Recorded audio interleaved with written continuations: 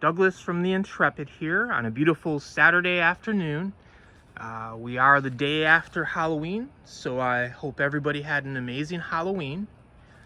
Today we're going to be looking a little more in depth into the Bluetti Epanel, which is a key component of the Bluetti RV solar system. So let's break into here and see what we got going on. So let's lift up this curtain here. Okay, so there's the Bluetti RV5 system. We got the B4810 batteries, the RV5 system itself, and then the Epanel, which is the power distribution system for the unit. So disregard the sling. I usually have it over the RV5 to maximize my storage in the vehicle. So let's get in here and see what we got going on. Okay, so the Epanel is an optional purchase to go along with the RV5 system. I highly recommend it though because it integrates extremely well into the system and makes it much more versatile than it would have been otherwise. So picture this as like your household breaker box. Unlike a household breaker box, it not only does AC, but it also does DC. So let's see, let's open this bad boy up here. So we have our AC breakers on the left and we have our DC fuses on the right. So for the breaker box, this uses household level breakers. And the system does not come with any breakers either. So you're going to want to shop around and figure out what you want to put in here based on how you're going to hook everything you have in your RV up. So I currently have a 50 amp main, so this turns on the power into the unit for AC completely on and off. And then I'm also using all 20 amp fuses for everything else because I have household level AC going on in the RV itself. And then on the DC side, it uses automotive blade fuses. And what's really cool is there's also LED lights along here. And if any of these blow, it'll actually give you, the LED indicator will show which one you need to replace, which is kind of nice. So out of these AC breakers, you can have up to 8 circuits. And on the DC side, you can have up to 20 circuits. And out of the AC circuits, 4 of them are app and EPAD controllable. And on the DC side, 6 of them are app or EPAD controllable. So they're not just normally controllable on and off. There's actually some additional features that I'm going to go into and show you on the EPAD itself after we look at this. So yeah, it's a nice looking system, and it's very functional. So I'm going to take this cover off. I already have it pretty much unscrewed to expedite this. So let me take this out of here quick.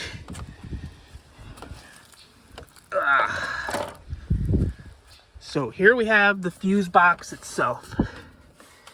And you can see we have, for the AC side, we have the main power coming in to the main breaker. And then we have positive and neutral bus bars, and then those just go into all the breakers as well.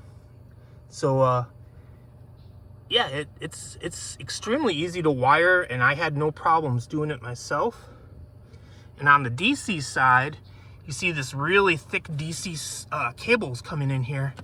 It can handle 100 amps DC, and it can handle 42 amps AC. So yeah, it's a pretty neat system, and it's very robust. I still have 2 breakers free on the AC side to hook up more stuff. I just recently hooked dedicated breakers for my microwave and for my hot water heater. So that way they're on their own breakers and I don't have to worry about them being too much for the rest of the components the way I have it wired. And then DC, I'm only using 6 of the 20. And you know, that's for things like my max air fan and my water pump and that kind of stuff. There are communication ports. One of the communication ports goes to the RV5 so they can talk together, and the other one goes deeper into the RV and connects to the Epad. And the Epad is like a master system for actually controlling everything, and it makes everything easier. So yeah, it's a very robust breaker system, and I'm very happy with it. So let's go into the bus and I'll show you the Epad control for the Epanel.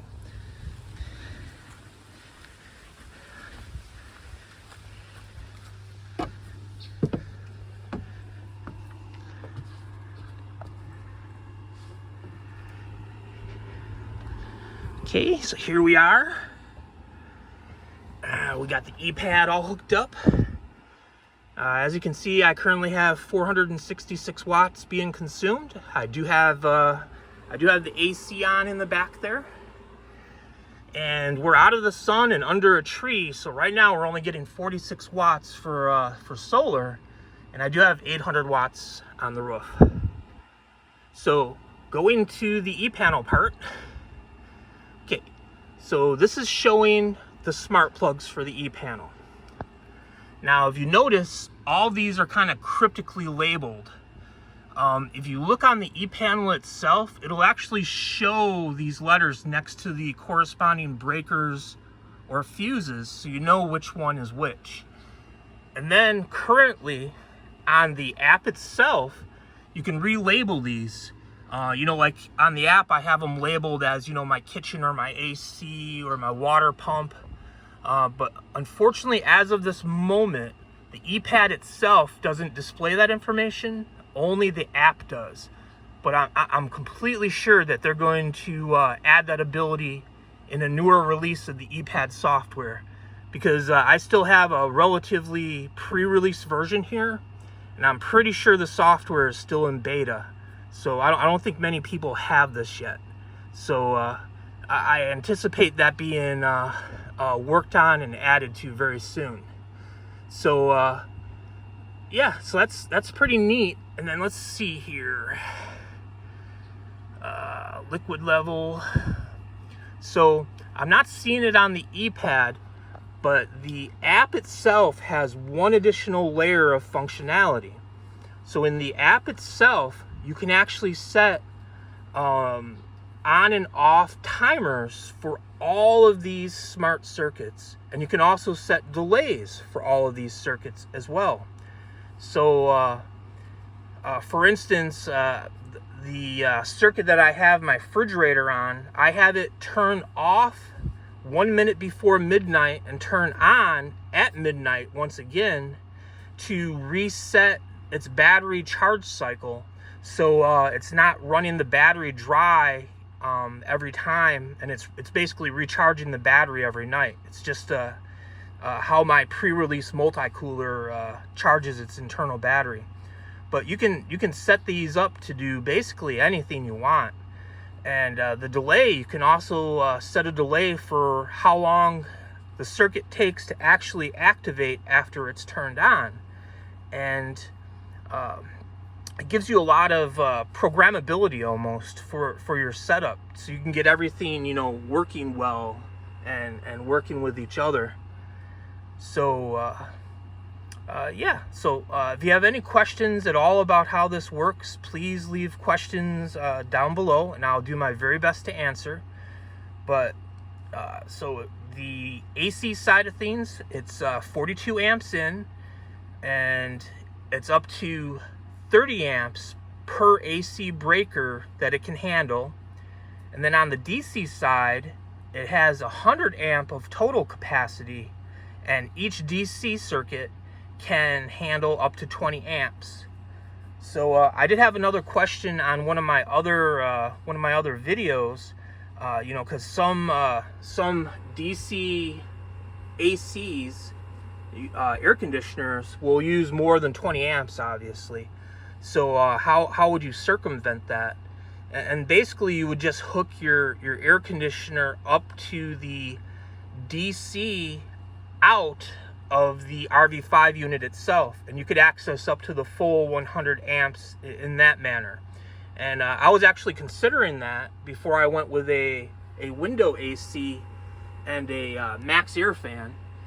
I was planning on putting a bus bar just before the Epanel, and then I was going to wire into that, so that would have worked fine for that too. So basically, if you know what you want, there should be no problem getting it hooked up to this system, and it just works well. You know, it's the way I have the bus set up. You know, it's set up like a house, and you know, I have all the different AC outlets throughout the bus. I have 4 of them. I have one in the kitchen, one in the bedroom, I have one here in the living room, and there's one up front by the television.